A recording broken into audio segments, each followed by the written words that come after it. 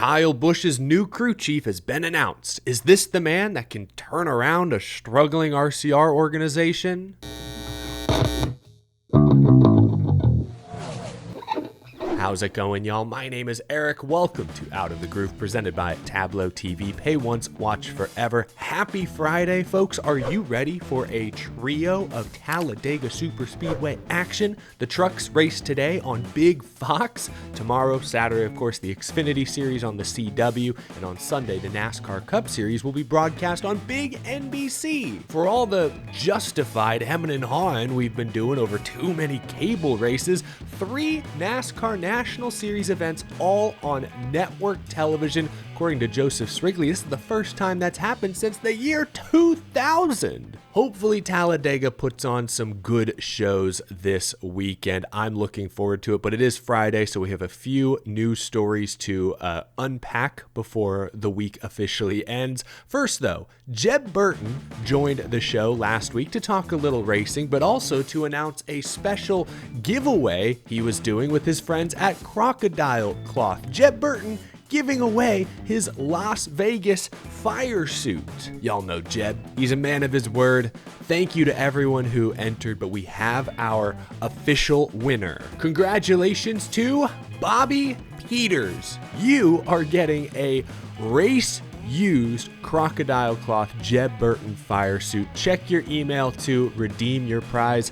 Congratulations, Bobby. Another thank you to everyone who participated. Thank you to Jeb and Crocodile Cloth, his partner, for putting this whole thing together. All right, big news yesterday afternoon. Richard Childress Racing officially announced Kyle Busch's new crew chief for the 2026 season. Jim Pullman will lead the number 8 team next year. If you aren't familiar with that name, Jim Pullman is the defending NASCAR Xfinity Series championship winning crew chief. He's been with Junior Motorsports and Justin Allgaier specifically for almost 3 full years now. He's won 9 races and counting in that span, and is on track to make his 3rd consecutive championship for. Jim Pullman, I must admit, was not on my radar, mainly because I find it hard to believe someone would want to leave a race-winning, championship-winning situation at Junior Motorsports for potentially a 1-year gamble with a struggling RCR and Kyle Busch. Hey, it's happening, and at first glance, I really like this hire. I don't know that I love it, but I like it. All due respect to the guys and gals working at Richard Childress Racing right now, but whatever the current group is doing is not putting competitive race cars on the track consistently. Last time we talked about Kyle Busch's future crew chief, I said RCR needs to try and make a big splash, which would likely come by making an outside hire, bringing someone new into the fold. This is almost exactly that. Now, Jim Pullman has been at Richard Childress Racing before. In fact, he was there just a few years ago as, I believe, their head of research and development. He served as like an interim sub-crew chief for a few races, Cup and Xfinity here and there. So he is somewhat familiar with the RCR group. He's known within the RCR building, but he's been at Junior Motorsports for several years. He's been surrounded by completely different people, a completely different culture, has had a ton of success, has gotten used to winning. This absolutely counts as bringing someone new in. And it could be a loss for Junior Motorsports, for Justin Allgaier specifically. Now, remember, JRM did recently announce that Rodney Childers will be joining their team as a crew chief next year, so they do have someone with experience coming in, but one of their best guys is obviously going out to RCR. Will this be a win for Kyle Busch? That's the question. There's really no other way to say it. Jim Pullman will be teaming up with Kyle Busch at the lowest point of Kyle Busch's NASCAR Cup Series career. Busch is in the midst of his worst Cup season statistically ever.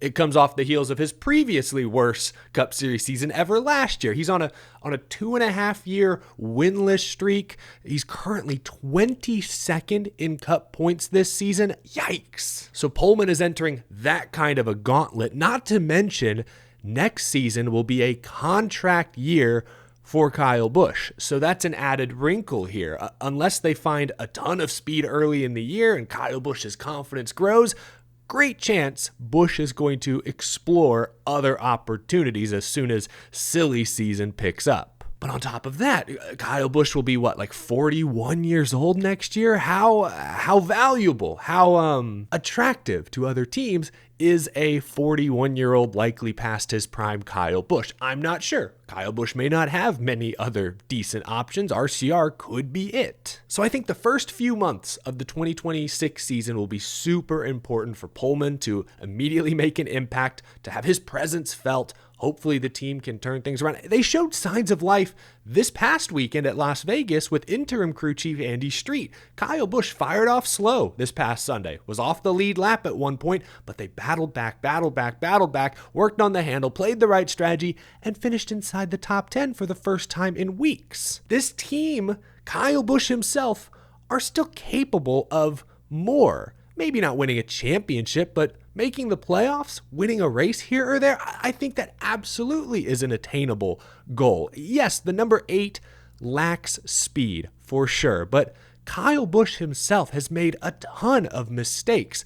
We know about some of the spins, getting loose, getting into the wall, Kyle trying to get a little more out of the car than the car is capable of giving him. But what about the unforced errors on pit road? My friends at the Daily Downforce log every penalty every week. I went through and counted. Kyle Busch this year alone has committed 9 penalties on pit road. Just himself, not the pit crew, Kyle. Most of those penalties are speeding, a couple commitment line, or driving through too many boxes penalties. But compare those 9 driver penalties to a guy who's been very consistent this year, is in the championship conversation, William Byron. William Byron has only committed 3 penalties on pit road all year. Or how about Joey Logano? We talk all the time. Doesn't always have the speed, but Logano executes, doesn't make a lot of mistakes. He only has 2 pit road penalties this year as the driver. Again, Kyle Busch has 9. So this is the challenge that awaits Jim Pullman next year. Yes, the team needs speed. The cars aren't quite good enough. That's step 1, but this team also needs to pay more attention to the details. The driver needs to be locked in, fully focused. You can't commit so many pit road penalties and expect to get all that track position back in the modern NASCAR Cup Series. It's just not happening. I am rooting for this group 100% because a competitive Kyle Busch is fun to watch, is very fun, entertaining to talk about. And I mean, look at all the flowers Denny Hamlin has been getting this week. Veteran of the sport, still at or near the top of his game, gets his 60th career win. Every win now seems to have some sort of historical significance behind it. That could be Kyle Busch. If Kyle Busch was winning at Denny Hamlin's clip today, I think we would look at him very much the same way. We would respect, we would venerate his accomplishments the way we are Denny Hamlin's. But we're not, because Kyle Busch isn't having any success right now. It's sad, frankly. I'm not a Kyle Busch fan. It's sad to watch as an objective outside viewer. We want to see the legends, the heroes of our childhood go out on top, look like heroes until the very end. Hopefully Jim Pullman can help unlock Kyle Busch's superpowers once again, because if they start slow next year, I think it'll be fascinating to see the Kyle Busch to X team rumors pop up by midsummer time.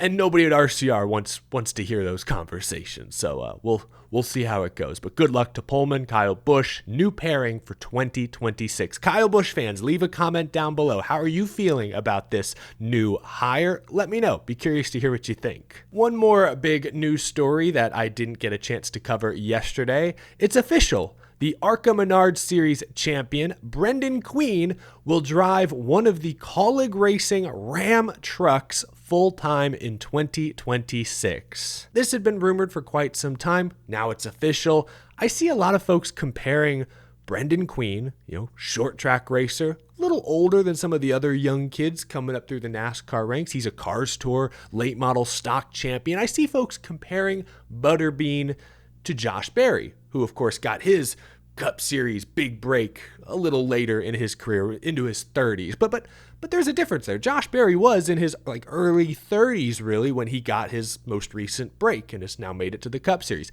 Brendan Queen is 27, not as young, again, as some of the other rookies. We're talking about 19-year-old Connor Zilic dominating the Xfinity Series, for goodness sake, but 27 isn't old, not even by professional athlete standards. Like, he has potentially a long, long runway if this NASCAR situation works out in his favor. And I think next year will be really, really fun. Brendan Queen said in a statement, quote, "I'm just a short track kid who's worked hard every day, never really knowing if I'd ever make it to this level. I'm very thankful for this chance and can't wait to get rolling with Ram and Kaulig Racing. The goals are simple: build a winning team and chase championships." I think this is a great pairing on multiple levels. I think from a marketing, a branding perspective, I think Brendan Queen's grassroots appeal, celebrating at Waffle House after victories, I think that blends with Ram's rough, tough, real, patriotic rebrand that they're embracing recently. I think that's a natural fit. And then on the racetrack, I think Brendan Queen will be very good next year. Absolutely. He's had so much success at the short track level, won, I think, 8 ARCA Menard Series races this year, which, he's in one of the 2 or 3 best cars in that series, but still, he did what he's supposed to do. I think what he's supposed to do with Ram and Kaulig next year is run top 10, get some top 5s, nab a win here or there, hopefully look like a championship contender by season's end, and I think Butterbean is more than capable of realizing those goals. And I do like that because he's 27, I guess he'll be 28 at the start of next year, because he's a little older than some of his chief competition. I mean, who's he going to be facing in trucks next year? Lane Riggs, early 20s. I think Caden Honeycutt, early 20s. If Chandler Smith is still there, Corey Heim might be there, maybe part-time. Like, those guys all really talented, really great, but a lot younger than him. Brendan Queen will fit in with that slightly older Truck Series group of Ty Majeski, Ben Rhodes, Grant Enfinger, a little older than all of them, but I think Butterbean will fit right in with that group. I think his years of racing experience will help him out quite a bit in this transition. Ram and Kaulig transitioning to the Truck Series themselves. There's going to be a lot of newness next year, but you have to remember with the Truck Series, it's all pretty similar across the board. Everyone's running the same exact engine. Chevy, Ford, Toyota, Ram, same engine. It's really just the nose. The front body of the car is the only major difference between OEMs in the Craftsman Truck Series. So if Ram hits on that, if their wind tunnel tests go well, I imagine they should hit the ground running, be pretty competitive off the bat, and hopefully before long, as they build their notebook up a bit more, they can be contending for wins and maybe the championship by year's end. Brendan Queen, good branding fit off the track, great talent fit on the track. This is a great pairing, no surprise. Brendan Queen Butterbean is the first official Ram driver announcement for the 2026 season. Leave your thoughts down in the comment section below. What do you expect from Brendan Queen and Kaulig Racing next season? Let me know. That is going to do it for this Friday episode. Covered a lot of ground this week on the show. If you missed it, Christopher Bell stopped by for a long-form interview, covered a variety of hot topics. We did our Talladega race preview yesterday. So much other news you may have missed. Head to my channel to check out any episodes you may not have seen initially. Enjoy Talladega, triple header this weekend. I will talk to you again likely Sunday night after the Cup Series race. Have a good one, folks. I'll see you again real soon.